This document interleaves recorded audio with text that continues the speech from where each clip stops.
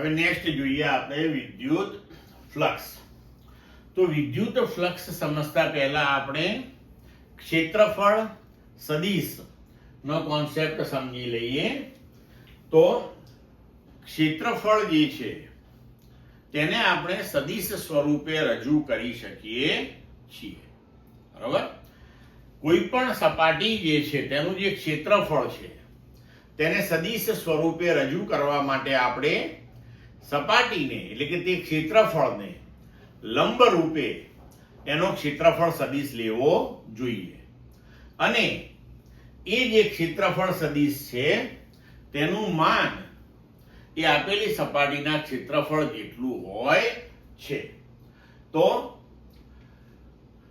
ઘણા સંદર્ભમાં ક્ષેત્રફળ ખંડનું માન જ નહીં પણ તેનું નમન પણ મહત્વનું હોય છે. આ દર્શાવે છે કે ક્ષેત્રફળ ખંડને સદિશ તરીકે ગણવો જોઈએ. તો શા માટે સદિશ તરીકે લઈએ છીએ એનું આપણને કારણ સમજાવ્યું છે. અને એ જ્યારે આપણે આ નમન કેવી રીતનું હોય ને કેવી રીતે અસર કરે છે તે આગળ ઉપરની સમજૂતીમાં આપણને ખબર પડશે. બરોબર છે? તો હવે અહીંયા આગળ કોઈ પણ સમતલ સપાટી લીધી આપણે કે ધારો કે ડેલ્ટા એસ, તો એનો ક્ષેત્રફળ સદિશ જે છે એને લંબ રૂપે આપણે તૈયાર કરી શકીએ. હવે જો સપાટી નમનમાં હોય તો એને લંબ રૂપે ગોઠવેલો એનો ક્ષેત્રફળ સદિશ પણ નમન આપશે તમને. એટલે તમે સરળતાથી સપાટીનું નમન પણ સમજી શકો છો.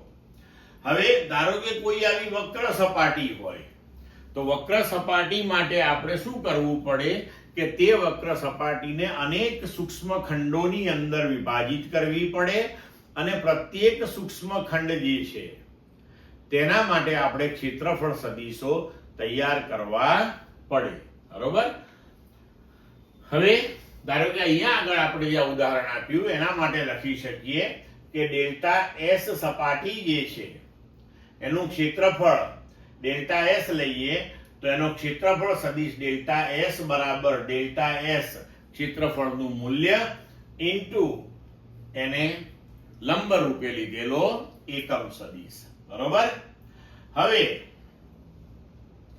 આપણે આગળ ઉપર જોયું કે કોઈ પણ બિંદુએ મૂકેલા એકમ ક્ષેત્રફળ સપાટીમાંથી સપાટીને લંબ રૂપે પસાર થતી વિદ્યુત ક્ષેત્ર રેખાઓની સંખ્યા એ તે બિંદુએ આપણને વિદ્યુત ક્ષેત્રની તીવ્રતા આપે છે.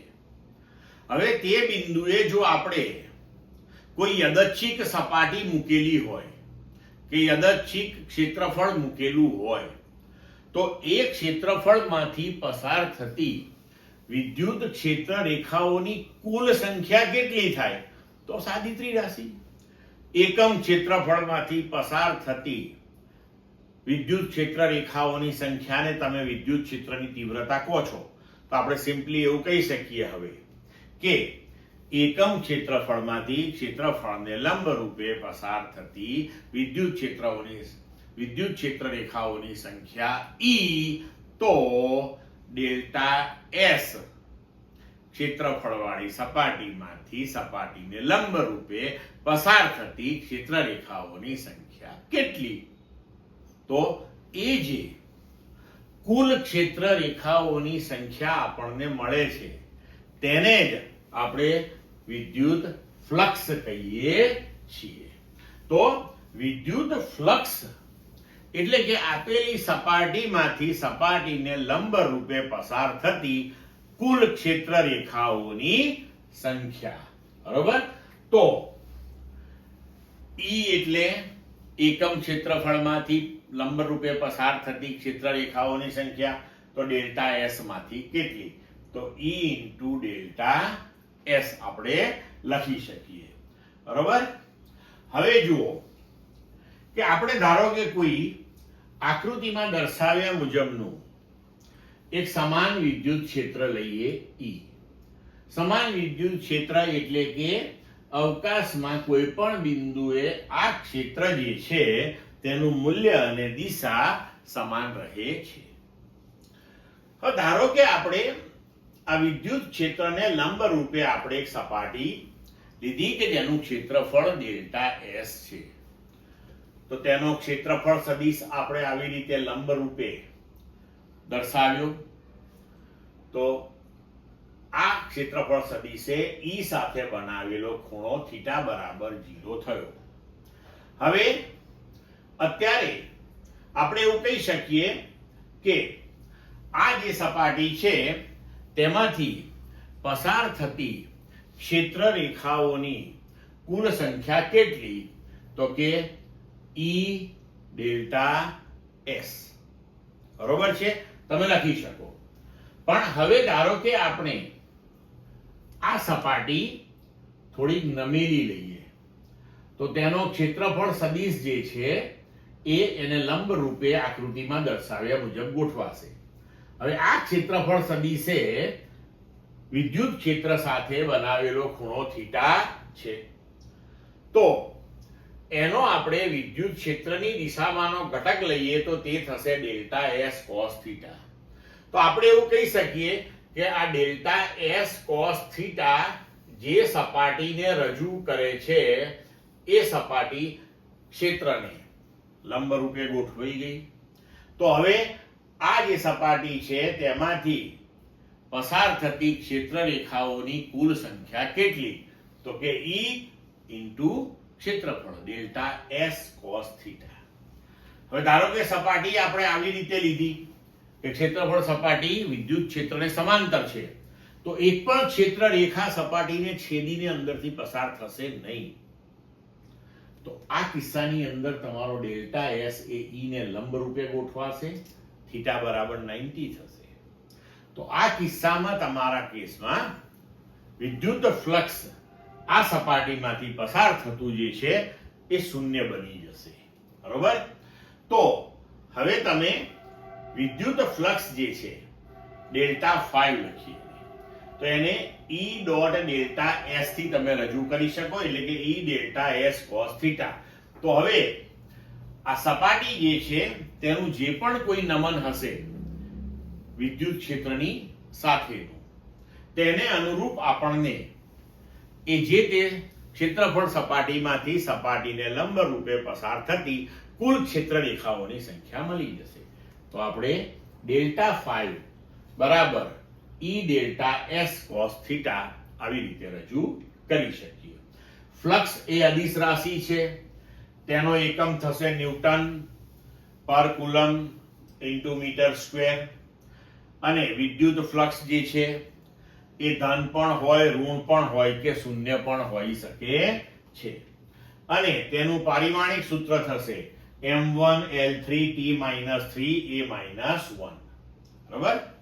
હવે જો વિદ્યુત ક્ષેત્ર સમાન ન હોય અને સપાટી સમતલ ના હોય તો એવા કિસ્સાની અંદર આપણે સપાટીને અનેક ખંડોની અંદર સૂક્ષ્મ ખંડોમાં વિભાજિત કરી અને પ્રત્યેક ખંડ માટે આપણે ક્ષેત્રફળ સદિશ અને એ ખંડ પરનું વિદ્યુત ક્ષેત્ર લેવું પડે.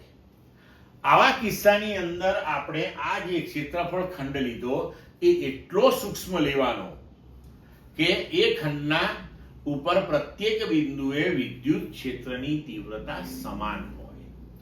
તો હવે આપણે જો I ક્રમનો અહીંયા ખંડ વિચારીએ તો તેના માટે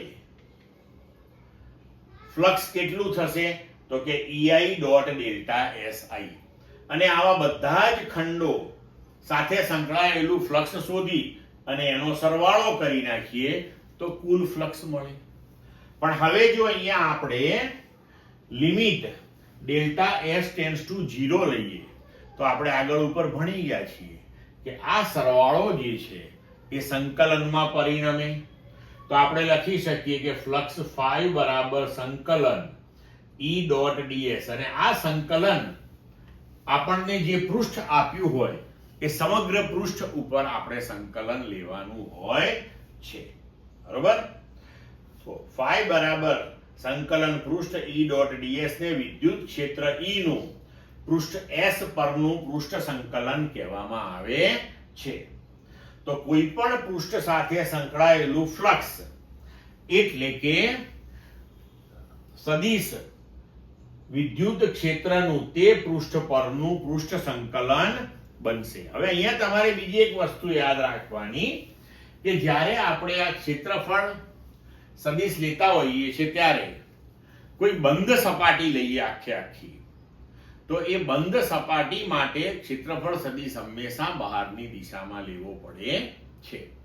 અને આવી કોઈ ખાલી બંધ સપાટી કોઈ રેખાથી બનતી હોય એવા કિસ્સાની અંદર આપણે એ બંધ સપાટી જે દિશામાં ફરીને એ સપાટીને બંધ કરી હોય એ દિશામાં રાઈટ હેન્ડ સ્ક્રૂ જે છે, જમણા હાથનો સ્ક્રૂ, એને ફેરવી અને એ જે દિશામાં આગળ વધે એ પ્રમાણે આપણે તેનો ક્ષેત્રફળ સદિશ લેતા હોઈએ છીએ. એટલે આ આપણે યાદ રાખવાનું એક હંમેશા. ક્લિયર મિત્રો?